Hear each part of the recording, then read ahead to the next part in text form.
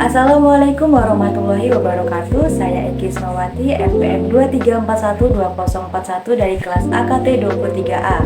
Di sini saya akan menjelaskan materi jurnal penyesuaian.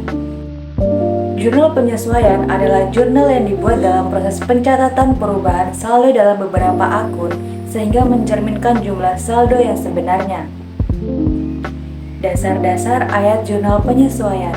Ayat jurnal penyesuaian menjamin bahwa prinsip pengakuan pendapatan dan pengakuan beban diikuti. Ayat jurnal penyesuaian diperlukan karena neraca saldo yang pertama kali menggabungkan seluruh data transaksi mungkin tidak berisikan data yang terbaru dan terlengkap. Hal ini benar untuk beberapa alasan, yaitu 1. Beberapa peristiwa tidak dicatat secara harian karena tidak efisien untuk melakukannya. Contohnya adalah penggunaan perlengkapan dan perolehan upah oleh para karyawan. Yang kedua, beberapa biaya tidak dicatat selama periode akuntansi karena biaya-biaya tersebut berakhir dengan berlalunya waktu, bukan sebagai hasil dari transaksi harian yang terjadi. Contohnya adalah beban yang terkait dengan penggunaan bangunan dan peralatan, sewa, dan asuransi. Yang ketiga, beberapa komponen mungkin tidak dicatat. Contohnya adalah tagihan layanan utilitas yang tidak akan diterima sampai periode akuntansi berikutnya. Ayat jurnal penyesuaian diperlukan setiap kali perusahaan menyusun laporan keuangan. Perusahaan menganalisis setiap akun dalam neraca saldo untuk menentukan apakah akun tersebut sudah lengkap dan berisikan saldo yang mutakhir atau terbaru untuk keperluan laporan keuangan. Setiap ayat jurnal penyesuaian akan terdiri dari satu akun laporan laba rugi dan satu akun laporan posisi keuangan. Jenis-jenis ayat jurnal penyesuaian. Ayat jurnal penyesuaian dikelompokkan menjadi dua, yaitu deferral atau deferrals dan accrual atau accruals. 1. Ayat jurnal penyesuaian untuk deferral. Deferral berarti menunda atau menangguhkan. Deferral adalah biaya atau pendapatan yang diakui pada suatu tanggal di kemudian hari, bukan pada saat kas berpindah pertama kalinya. Perusahaan-perusahaan membuat ayat jurnal penyesuaian bagi deferral untuk mencatat bagian dari komponen-komponen deferral yang telah terjadi sebagai sebuah beban atau diakui sebagai pendapatan selama periode akuntansi terkini. Dua jenis deferral adalah beban dibayar di muka dan pendapatan diterima di muka. Yang pertama, beban dibayar di muka. Beban dibayar di muka adalah biaya yang akan habis melalui berlalunya waktu, misalnya sewa dan asuransi, atau melalui penggunaan, misalnya perlengkapan. Habisnya biaya-biaya ini tidak memerlukan pembuatan ayat jurnal harian yang akan menjadi tidak praktis dan tidak perlu. Perusahaan biasanya menunda pengakuan dari berkurangnya biaya tersebut sampai saat perusahaan menyusun laporan keuangan. Sebelum penyesuaian, aset-aset akan memiliki saldo yang lebih saji atau overstate dan saldo dari beban-beban yang kurang saji atau understate. Oleh karena itu, ayat jurnal penyesuaian untuk beban dibayar di muka menghasilkan kenaikan atau debit pada akun beban dan penurunan atau kredit pada akun aset. Yang kedua, pendapatan diterima di muka. Saat perusahaan menerima kas sebelum pekerjaan jasa dilaksanakan, mereka mencatat sebuah liabilitas yang disebut dengan pendapatan diterima di muka. Dengan kata lain, perusahaan saat ini memiliki kewajiban atau liabilitas untuk mengerjakan jasa kepada salah satu pelanggannya.